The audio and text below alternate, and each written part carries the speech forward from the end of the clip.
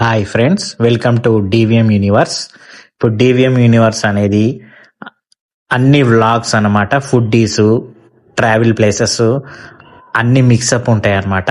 అయితే మనం ఇప్పుడు ఫ్రైడ్ రైస్ చేసాము. ఇది ఎలా చేయాలో చూద్దామా. మనం ఫస్ట్ బాయిల్ చేసి రైస్ అది బేసిన్లో వేసుకొని ఫ్యాన్ కింద చల్లార్చాలా. క్యారెట్స్ తీసుకున్నాం, మనం పీల్ చేసేసాం అన్నమాట. పీల్ చేసి దాన్ని కట్ చేసి స్లైసెస్ చేసేసి చిన్న చిన్నగా చాప్స్ లాగా చేసేసుకొని పక్కకు పెట్టుకోవాలా.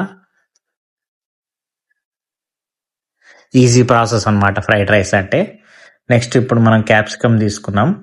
క్యాప్సికానికి ముందు కట్ చేసుకొని సేమ్ క్యారెట్ లాగానే స్లైసెస్ వేసుకోవాలి. దాంట్లో ఉన్న ఇత్తులు ఉంటాయి కదా, అవి తీసేసేయాలా.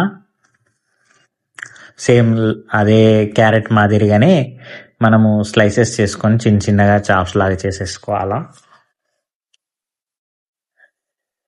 తర్వాత మిర్చి తీసుకున్నాము. మిర్చి కూడా సేమ్ అలానే స్లైసెస్ చేయాలా.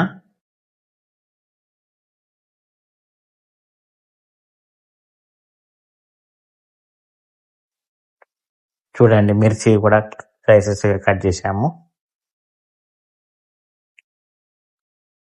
నెక్స్ట్ మనం కడాయి తీసుకొని ఒక పావడు నూనె వేసుకొని మనం చిమ్నీ ఆన్ చేసుకోవాలా. క్యారెట్ వేసుకోవాలా, క్యాప్సికమ్ వేసుకోవాలి, తర్వాత మిర్చి వేసుకోవాలా, సాటే చేయాలా. అల్లం తీసుకొని చిన్న బౌల్లో వేసుకొని నీళ్ళు పోసుకొని కొంచెం కలిపేసి ఒక హాఫ్ అందులో వేసుకొని కలపాలా. కలిపేసి కర్రపాకు వేసి ఆ తర్వాత ఏదైతే చల్లార్చామో రైసు అది ఈ కడాయిలో వేసుకోవాలా.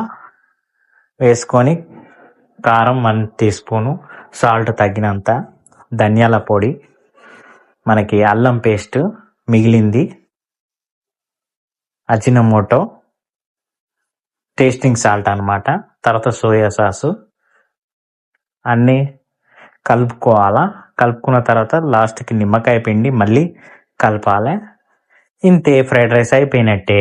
ఆ తర్వాత మనం తినడానికి ఆనియన్ స్లైసెస్ కట్ చేసుకొని ప్లేట్లో సర్వ్ చేసుకోవాలి. చూసారుగా ఫ్రెండ్స్. ఒకవేళ నా ఛానల్ కొత్తగా చూస్తున్నట్లయితే నా ఛానల్ని సబ్స్క్రైబ్ చేసుకోండి. Thank you friends.